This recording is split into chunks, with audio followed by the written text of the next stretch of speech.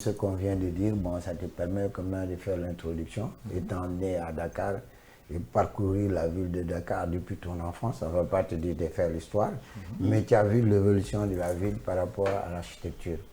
Et qu'est-ce que tu ressens depuis le temps, tout gosse, jusqu'à ce que tu fasses tes études et aujourd'hui, ce que tu vois devenir Dakar, quoi.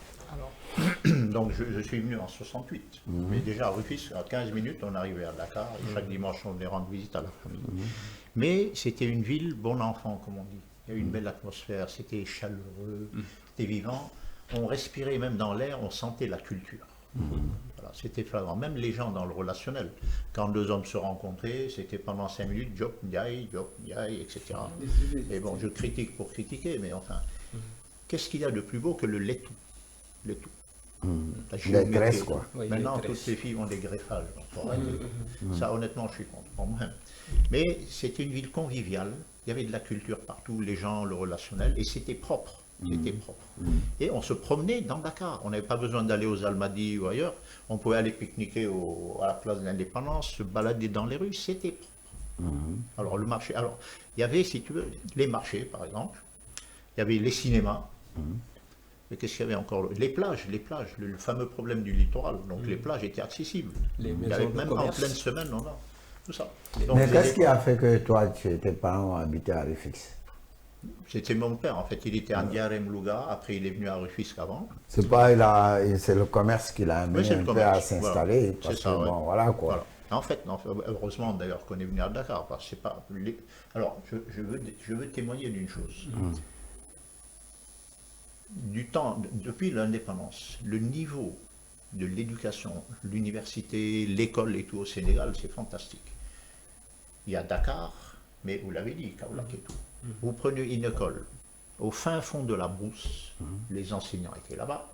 Peut-être que l'école n'était pas dans les normes de construction, c'était du crinking ou ce que vous voulez. Mais le niveau était le même qu'à Dakar. C'était l'excellence partout. Et ça, mais si je reviens un peu... Alors, je reviens à ça.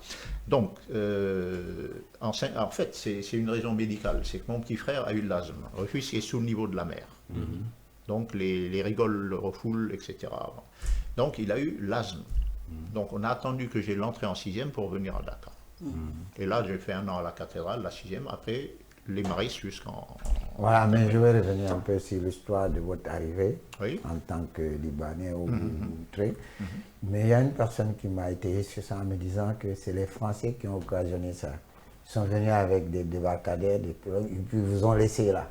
Alors, je vais te dire. Vous développez ce qu'on appelle le commerce.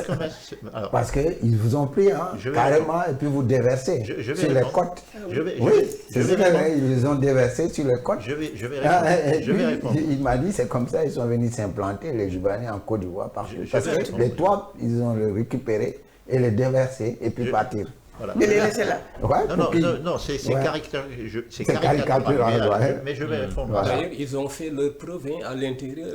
Tous les Libanais, Syriens, ils ont fait leur preuve à l'intérieur. Mais les Libanais, le commerce, c'est eux qui te disent le Makhalou Saloum. Voilà. C'est-à-dire, quand ils parlent Makhalou Saloum, est-ce qu'ils savent Makhalou Saloum? Donc, tu sais ce qui est intéressant chez les Libanais, quand ils viennent, ils s'accoutument avec la culture. Ils pénètrent la culture, mais ils ont une manière aussi de se séparer quand même d'une manière... Ils ne se marient pas, ils se triggerent, mais culturellement, vous épousez tout. Vous vous comportez comme eux, mais il y a une limite quand même par rapport à ça. Je vais répondre à ça. Bon, c'est un peu la même politique que si tu prends les Chinois, c'est pareil. Mais le commerce, vous êtes assez doué pour exploiter partout. Je remonte aux origines, on va jouer l'histoire. Alors en fait, ça date des Phéniciens. Le Liban n'existait pas. Les Phéniciens, bateaux, etc. Mais le Liban, en fait, ça a été une création en 52, c'est un protectorat français, c'était la Syrie. Voilà. Alors ils ont un petit pays, là, jusqu'à maintenant, et c'est le problème. Mais on est Syriens. Pourquoi on dit les Libano-Syriens? Maintenant, le problème qui se pose, c'est que peu de gens le savent. Mais les historiens le savent. Pourquoi les Libanais immigrent? Ce n'est pas les Français seulement qui nous ont amenés. Imaginez bien, le Liban, il fait 200 km sur 50. Il fait 10 000 km², il n'y a pas de place. Donc les gens, ils immigrent. C'est comme les Togolais, les Béninois, les Capverdiens. Le Togo, le Bénin fait 1,5 fois le Togo. Le Togo, c'est comme le lait. Imaginez-vous que la Gambie est plus grande que le Liban de 400 km². Donc c'est pour ça qu'on immigre. D'accord. Alors c'est pas qu'ils nous ont appelés, mais ça. Et en fait, ils ont servi d'intermédiaires parce que les Français restaient sur les comptoirs. Maintenant, les Libanais en venant, c'est eux qui servaient d'intermédiaires pour acheter les productions de cacahuètes. Oui, mais c'est ça. Ce qui fait qu'ils se sont intégrés. Mais parce que vous avez toujours la nationalité du pays qui vous a accueilli, vous avez la nationalité libanaise, mais vous avez toujours de commun la nationalité française. Ah non, moi je suis pas. Non, j'ai dit dans la mesure. Presque tous les Libanais ont cette nationalité française. Parce que, voilà, ok. Alors, ça c'est l'Afrique. Donc, ils partaient du Liban, ils arrivaient à Marseille. De Marseille, ils venaient à Dakar. De Dakar, il y en a qui continuent en Amérique latine. C'est ça. Et en Amérique latine, les Libanais, que ce soit le Brésil, l'Argentine, la Colombie et tout, les Libanais, c'est des présidents. Nous, on est hors des sphères politiques encore. Mais en Amérique latine, même les équipes de football d'Argentine, Daniel Rosa, Passarella, Passarella. Donc ils ont vraiment la peau blanche, quoi. Voilà, c'est tout. Et c'est pour ça. Donc, moi, j'ai une amie qui est de Ziguinchor, elle parle tous les dialectes de Casamance. Bon, plus précisément, je te posais une question assez précise. Tu peux parler de l'évolution de la ville au point de vue architectural, depuis le temps que tu as vécu en tant qu'architecte, et qu'est-ce que tu vois maintenant? Alors, voilà. C'est ça, je vois. Donc, on avait les... Alors, historiquement toujours, Dakar a été la capitale de l'AOF. Donc les grandes structures, les grands immeubles, bâtiments, c'était Dakar. Après, à l'éclatement, le Mali et tout, Dakar a conservé cette structure avec ses bâtiments. Et on a eu des IGH, c'était des 12 étages, 15 étages, bien avant l'immeuble Québec et tout. Et c'est de l'architecture coloniale, mais bioclimatique. C'est des exemples, ça. Et donc j'ai baigné dans ça. Et il y avait ces bâtiments comment on dit, emblématique. Il y avait ces marchés. Imaginez-vous, par exemple, c'est anecdotique, mais du temps du président Senghor, chaque année, toutes les marchands du marché étalaient leurs nattes et tout dans les rues avoisinantes, là, à Polol et tout. Et pendant 3 jours, le président Senghor amenait les pompiers avec leurs camions-citernes pour nettoyer le marché. Carmel, c'était propre. Bon, ça a changé, l'insalubrité et tout. Mais pour vous dire, alors moi, j'ai habité à la rue Polol, et le soir, il y avait Bata qui faisait R+1, et le coin suivant, j'avais le marché Sandaga devant moi, et tous les soirs, j'étudiais, je prenais mes cours, mais avec le bruit des tam-tams.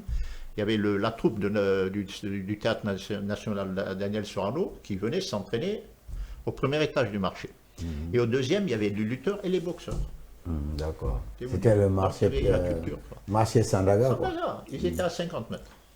Ouais, donc il y avait ça, on nettoyait le marché, etc. Donc c'était la culture partout, quoi. Donc c'était un centre culturel, quoi. En haut, oui. Oui, voilà. En haut, il y a un marché et tout, quoi. Imaginez-vous, Soumbédioune, il y avait les régates. Il y avait de la culture. Il y avait de la culture. On baignait dans ça. Le Théâtre National Daniel Sorano, on recevait des troupes du monde entier, ça n'arrêtait pas. Il y avait de la culture, le centre culturel français, etc. Oui, mais bon, en fait... Mais pour l'architecture, justement. Donc il y avait ces bâtiments coloniaux. Après, donc, que ce soit les Français, les Libanais, quelques Sénégalais aussi, ils ont commencé à construire des immeubles. Donc c'était le plateau, et après ça dérivait, ça sortait vers la Médina. Je ne parle pas de l'intérieur. L'intérieur aussi, ils ont construit. Donc pour moi, j'étais jeune architecte, c'était encore propre et tout, ça allait, quoi. Donc il y avait des formes. L'immeuble à la place de l'Indépendance, pour moi, je découvrais, comme que je prenais les photos, c'était pas encore... Mais après, ce que je trouvais, donc Senghor a créé l'école d'architecture, on va dire pourquoi, et alors, le parallélisme asymétrique, l'architecture négro-africaine, on a eu des bâtiments emblématiques. Les Mélos, Depré, Goudiaby, etc., il y avait de la recherche. Le parallélisme asymétrique, et Senghor y veillait. Donc il y avait de l'architecture. Après, la banalité de voir toujours les mêmes balcons simples, ordinaires, ça me fait toujours mal. Mais il y a eu cette impulsion tant que le président Senghor était là. Et une fois qu'il est parti, bon, il y a eu quelques bâtiments et trucs, Mélo, tout ça, la fac, il y a de l'architecture, mais dans l'ensemble, quand on prend le terre et tout, on regarde tout ce qu'il y a, les bâtisses autour. Mais actuellement, tu habites au plateau. Au plateau.